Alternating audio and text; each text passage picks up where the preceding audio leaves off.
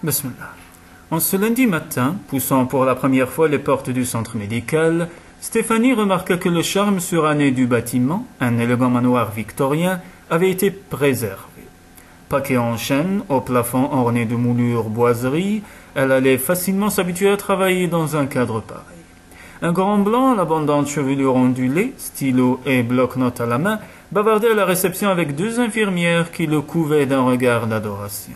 L'archétype de l'habitant branché de Santa Barbara, se dit Stéphanie, professionnel de haut vol en élégant costume cravate durant la semaine et amateur de grand air le week-end, à en juger par le hâle de sa peau. « Je serais ravi de vous rendre ce service » exclama les deux jeunes jolies infirmières. « Excellent, je note. Qui d'autre ?»« Inscrivez-moi pour samedi » dit la réceptionniste d'un certain âge assise à son bureau. « C'est comme si c'était fait » répondit-il joyeusement, joignant le geste à la parole.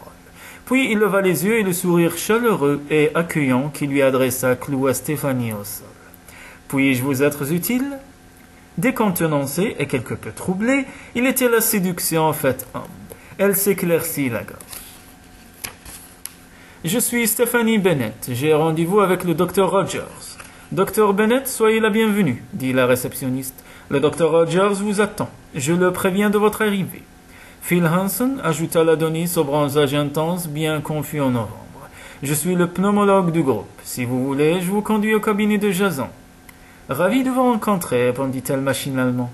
Une sensation depuis longtemps oubliée s'empara d'elle à la seconde où elle lui serra la main, alors qu'une véritable onde de choc se répercutait le long de son bras, la prenant par surprise. « C'est très gentil, » balbutia-t-elle en réponse à sa proposition. « Je pense qu'il... » L'apparition d'un autre homme au sommet des marches, un brun légèrement plus âgé mais non moins séduisant, l'empêcha de finir sa phrase. Travailler avec de tels Apollons après 3 ans de célibat risquait de se révéler quelque peu perturbant.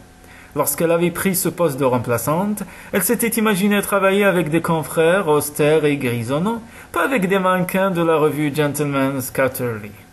« Voilà Jason, » dit Phil Hansen, un sourire étirant ses yeux bleus océan, après quoi, retenant sa main dans la sienne, il l'entraîna vers l'escalier comme s'ils étaient de vieux amis. « Voici Stéphanie Bennett, qui vient prendre son service, Jason. »« Super.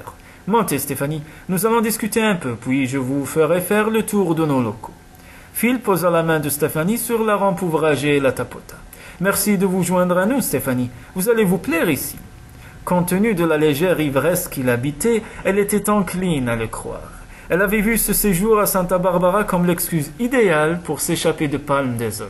La fête de Thanksgiving et la période de Noël réveillaient toujours en elle des souvenirs trop difficiles à supporter au milieu de sa famille aimante. Et le poste de gynécologue obstétricienne qu'elle allait occuper durant 2 mois au sein du Mid-Coast Medical Group lui offrait une excellente occasion de renouer avec la médecine.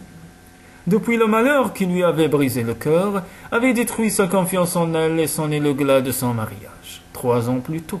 Elle n'avait exercé que sporadiquement. Une partie d'elle-même était morte ce jour-là. Avec un peu de chance, peut-être, ce nouveau travail lui permettrait-il aussi de commencer à reprendre sa vie en main. Tandis qu'elle gravissait l'escalier, elle entendit Phil reprendre le fil de la discussion qu'elle avait interrompu et déclarer qu'il lui restait un créneau horaire à pouvoir le vendredi soir. « Je le prends » dit une voix féminine teintée d'excitation, sans doute celle de l'autre infirmière. Était-il imbu de sa personne? Sa légère ivresse se dissipa. Assis à son bureau, Phil feuilletait distraitement le dernier numéro du Pulmonary Physician's Journal, tout en demandant ce qu'il allait faire avec un petit garçon de 4 ans sur les bras pendant 10 jours. Pourtant, il ne pouvait pas laisser tomber son père et sa belle-mère. Karl, son père, venait tout juste de récupérer d'une rechute du lymphome hodgkinien dont il souffrait, et Roma, sa jeune belle-mère, l'avait appelé la veille au soir pour lui exposer son désir de l'emmener se reposer à Hawaï. Une excellente idée. Sauf qu'elle devait avoir perdu la tête puisque c'était à lui qu'elle avait demandé de s'occuper de Robbie, l'enfant surprise du couple, trisomique et débordant d'énergie. Phil jouait volontiers avec lui lors de ses visites chez ses parents. Ça ne l'ennuyait pas du tout parce qu'il savait qu'il retrouverait ensuite le calme de son chez lui. Mais le prendre en charge à temps plein, c'était une toute autre affaire. Toutefois, ça n'était que pour 10 jours, se répéta-t-il, et son père méritait ce break après sa pénible chimiothérapie. Nous rentrerons juste à temps pour Thanksgiving, et je te promets le repas le plus exquis de ta vie, avait dit Roma pour achever de le convaincre. Il avait donc fait un planning et commencé à organiser les renforts. Comme il était resté en bon terme avec nombre de ses ex-petits amis, peut-être pourrait-il également demander une faveur à l'une ou l'autre. Tu as déjà fait la connaissance de Stephanie Bennett, la remplaçante de Rosie. Elle nous vient de l'Eisenhower Medical Center de Palm Desert, avec une excellente recommandation. La voix de Jason le tirant de ses pensées, Phil releva la tête, son collègue se tenait à l'entrée de son bureau en compagnie de la jolie rousse. Tous ses soucis s'évanouirent, tandis qu'il la contemplait, bien que tendue, à l'évidence, elle ne manquait pas d'attrait. Il se leva immédiatement. « Rebonjour, Jason vous fait faire la visite officielle à ce que je vois. Si vous avez besoin de quoi que ce soit, n'hésitez pas à me le dire, Dr. Bennett. » Sous son petit nez légèrement retroussé, elle esquissa un sourire de sa ravissante bouche. « Appelez-moi Stéphanie, dit-elle, repoussant une mèche de ses superbes cheveux mi-longs derrière une oreille. « Je vous en prie. » Malgré la cordialité de ses paroles, il percevait chez elle une indéniable réserve. « Entendu, Stéphanie, bienvenue à bord. » Sa main lui avait paru froide lorsqu'il l'avait serrée, se souvint-il. Le vieil adage, main froide, cœur chaud. Lui revenant à l'esprit, il capta son regard et prit plaisir à faire passer une pointe de sensualité dans ses yeux. La ressentit-elle? Une étincelle brilla dans ses prunelles couleur d'ambre. « Moi, c'est Phil. Mon numéro de téléphone interne est le 35, comme mon âge.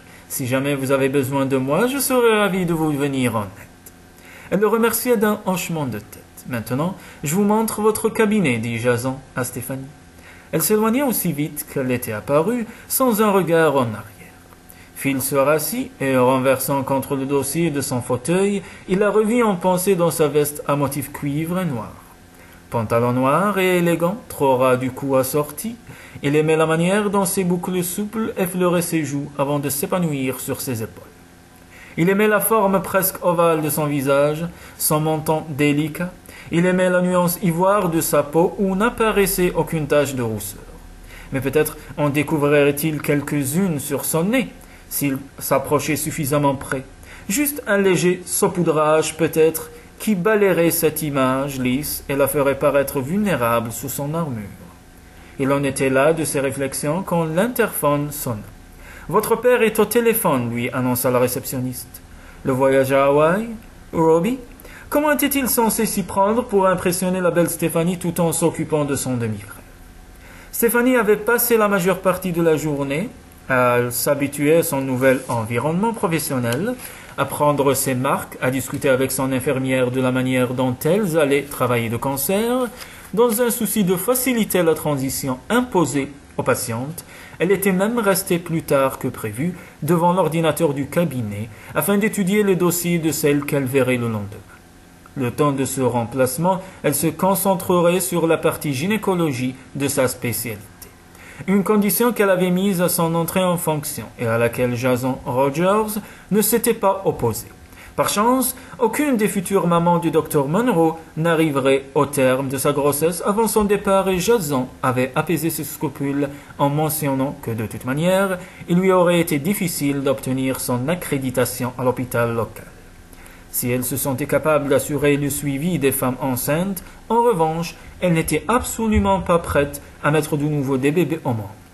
Rien que l'idée de tenir un petit être vivant dans ses bras la laissait au bord de l'évanouissement.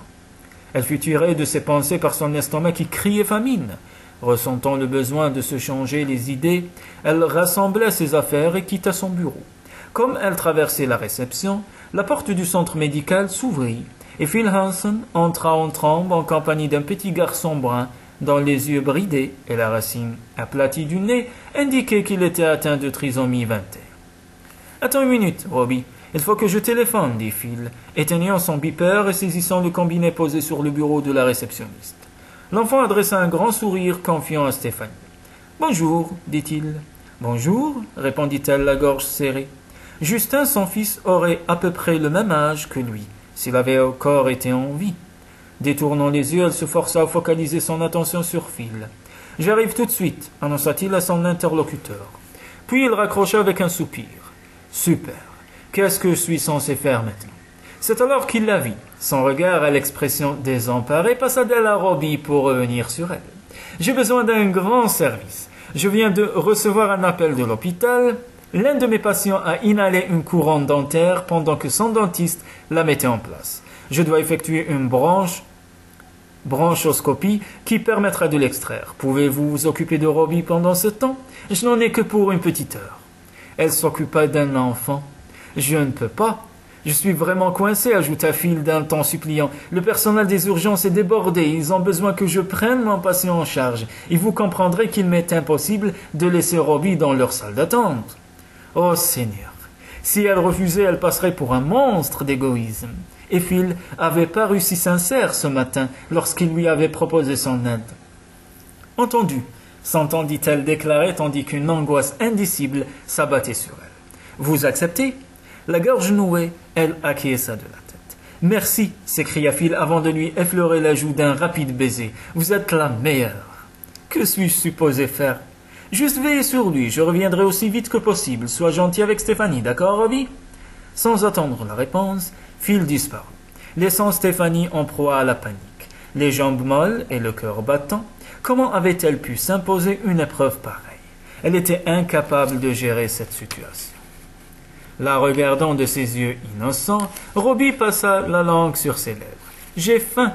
Elle ne pouvait tout de même pas ignorer le pauvre petit. « Moi aussi, Robbie, mais je n'ai pas de siège auto dans ma voiture, alors nous ne pouvons aller nulle part. » Elle avait parlé trop rapidement.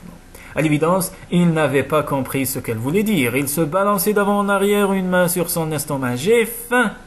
Il avait faim, et elle était pétrifiée. Que faire? Elle réfléchit. Et soudain, elle se rappela la cuisine, salle de repos du personnel que lui avait montré Jason. Elle y emmena l'enfant, en évitant tout contact avec lui. Les placards de la cuisine étaient quasiment vides, mais elle découvrit un pot de beurre de cacahuètes dans le frigo et des crackers dans un tiroir. « Tu aimes le beurre de cacahuètes, Robbie? »« Oh oui, le lui aussi. »« Désolé, je n'en ai pas vu. Mais il y a du jus de fruits. Ça te tente? Un jus de raisin ou un jus d'orange? » D'accord. Que préfères-tu? Orange. Très bien. Je t'en sers un verre tout de suite. Elle ferait tout ce qui était en son pouvoir pour l'occuper et lui faire plaisir. N'importe quoi pour l'empêcher de pleurer. Depuis combien de temps Phil était-il parti? Se demanda-t-elle. 10 minutes? Comment allait-elle parvenir à tenir une heure entière? Après leur encas, elle ramena l'enfant, toujours sans lui tenir la main, ni même l'effleurer, dans la salle d'attente, laquelle était équipée dans un angle d'un petit écran de télévision. « Qu'aimes-tu regarder, Robbie? »« Des dessins animés. » Pianotant sur la télécommande, Stéphanie finit par découvrir un manga, mais il lui parut destiné à des enfants plus grands. « Ça !»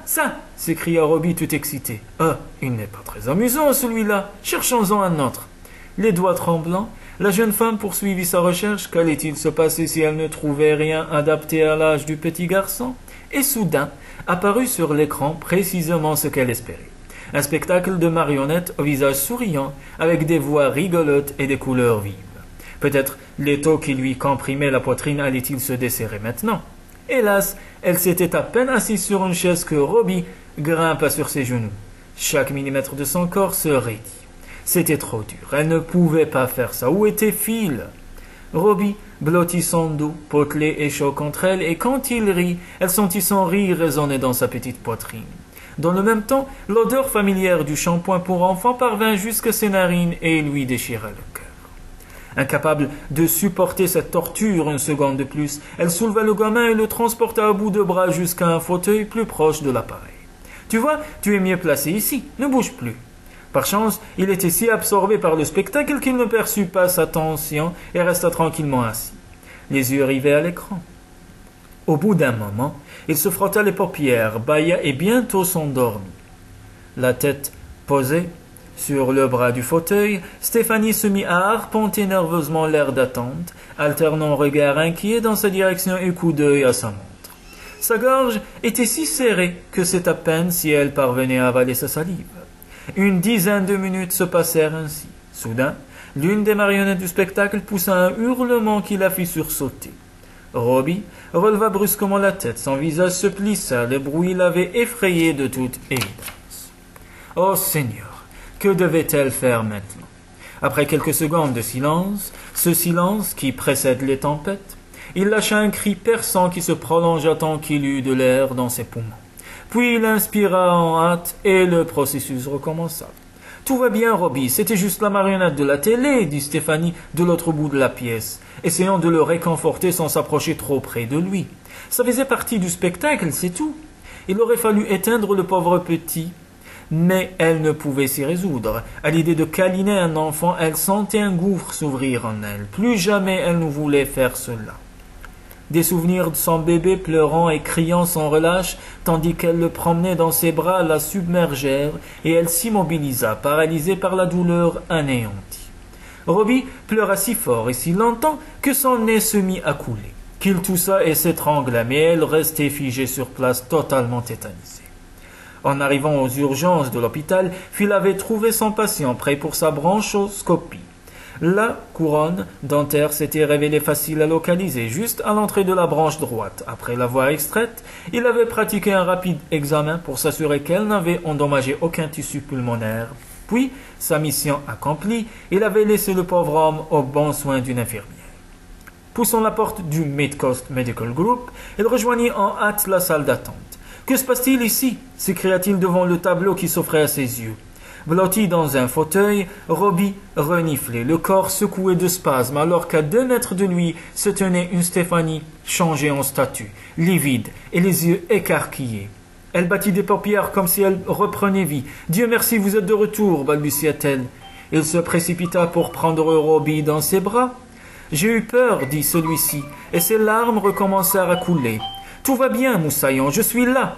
Tandis qu'il berçait son petit frère contre lui, la moutarde lui monta au nez. « Que lui avez-vous fait » demanda-t-il en haussant la voix pour se faire entendre de Stéphanie, qui s'éclipsait au pas de course. « Elle t'a frappé, Robbie ?»« Non, le monstre m'a fait peur » gemit-il entre 2 sanglots montrant la télévision. Soulagé, Phil lui caressa la joue. Mais quel genre de femme laisserait un jeune enfant pleurer ainsi sans intervenir? Il ignorait ce qui avait pris à la nouvelle venue, mais il avait bien l'intention de le découvrir au plus vite.